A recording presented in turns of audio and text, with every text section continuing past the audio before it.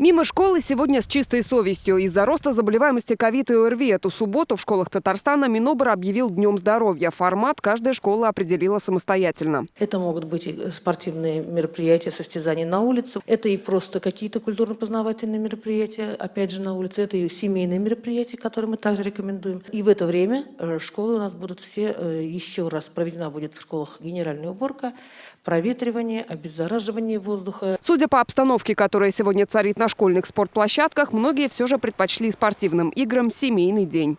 Пока пустуют школьные дворы, настоящий ажиотаж сегодня, к примеру, на катках. Именно здесь решили провести День здоровья многие школьники, освобожденные от занятий.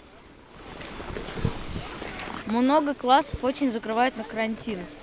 Из-за этого наверняка и получилось так, что День здоровья сегодня. Никто не идет в школу и все, так сказать, лечатся. Вот на катке катаюсь. Ну, рад, что День здоровья. Да. В 7 утра не пришлось просыпаться. Очень рад, да. Очень. Освободили занятия. Вообще. Редко Весело. такая возможность выпадает. Собрались. У нас был карантин в нашем классе. Много заболевших было, но не коронавирусом, а просто болеющих. Нас закрывали.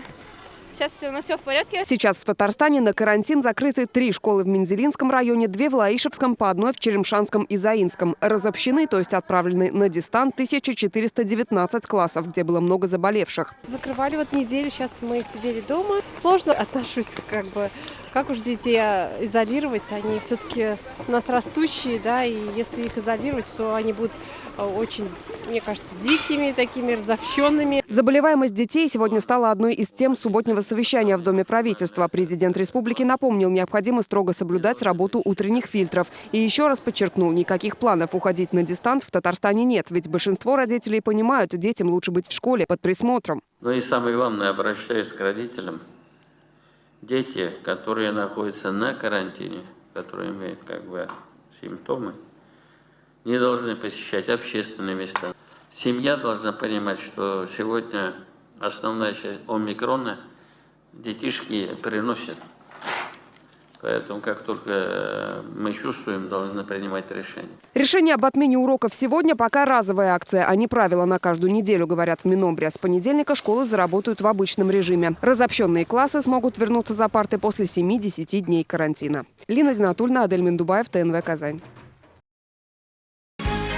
Закажи рекламу на ТНВ. Телефон в Казани 5 705 100.